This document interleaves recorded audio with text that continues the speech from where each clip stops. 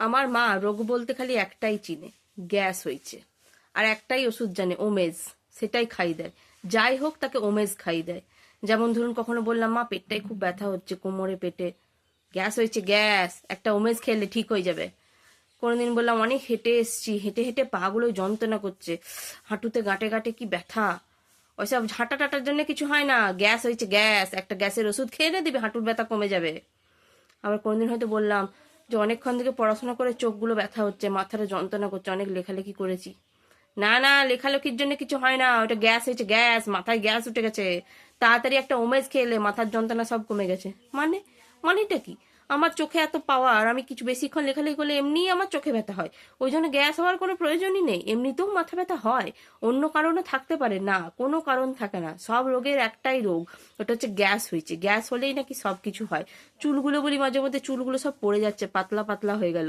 ওই যে ভালো করে খাওয়া দাওয়া করিস না, গ্যাস অম্বল হয়, গ্যাস অম্বলের জন্য চুলগুলো সব পড়ে যাচ্ছে, এটাও গ্যাস অম্বলের জন্য হয়। কখনো বলি মা মনটা বড় খারাপ খারাপ লাগছে, কেমন যেন মনটা বেশ অস্থির অস্থির লাগছে।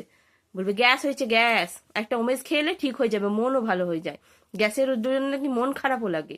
কখনো কখনো ফোন করে বলি শ্বশুরঘর থেকে, মা আজকে শাশুড়ি খুব গালাগালি দিচ্ছে, সকাল থেকে শাশুড়ির সঙ্গে ঝগড়া, খুব বকাঝকা করছে, কোনো কিছুই আমার তার পছন্দ হয় না। তখন বলবে না, তো শাশুড়ি আসলে বয়স হয়েছে তো, গ্যাস অম্বলের রুগী, ওই জন্য মুড সুইং হয়, গ্যাসের জন্য হচ্ছে, একটা করে ডেলি ওমেজ খাওয়া, দেখবি ঠিক হয়ে যাবে। মানেটা কি? গ্যাস অম্বলের জন্য আমার ঘরে অশান্তি, আর ওমেজ খেলেই আমার ঘরে শান্তিটা হয়ে যাবে? এটা একটা অদ্ভুত নিয়ম নয়? সব রোগের পিছনে গ্যাসের কারণ, মানে যেটা হবে না সেটার জন্য গ্যাস, সবকিছুতেই গ্যাস, আর কিছু নেই রোগে রোগ। মানুষের পেটে ব্যথা, পেটে অনেক সমস্যার জন্য পেটে ব্যথা হতে পারে, যে অনেক কিছু কারণ থাকতে পারে, তার পিছনে অনেক বড় বড় কারণও থাকতে পারে, সেসব কিচ্ছু না।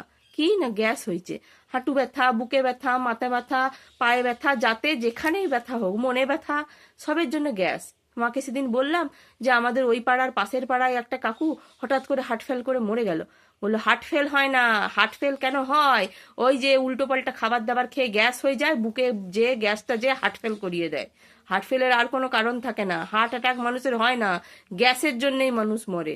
ওমেজ খেলেই ঠিক হয়ে যেত, একটু যদি কেউ বুদ্ধি করে ওমেজটা খাওয়াতো, বাবারি। মানে এই যে এই ওষুধটা যে কি করে শিখেছে আমি জানি না, ও ওষুধটা খেলেই সবাই বেঁচে যেতে পারে, মানে যে কোনো মানুষকে, মরা মানুষকে ওমেজ খাওয়ালেও মরা মানুষও বেঁচে যেতে পারে। আমার মায়ের এটাই বক্তব্য, সবাইকে শুধু ওমেজই খাওয়ায়, নিজেও রোজ খায়, আমাকেও খাওয়ায়, গোটা গোষ্ঠীতে যে যতবার আসে, যেই প্রবলেমটাই বলি না কেন, একটা করে গ্যাসের ওষুধ খাবি, শরীরটা ভালো থাকবে।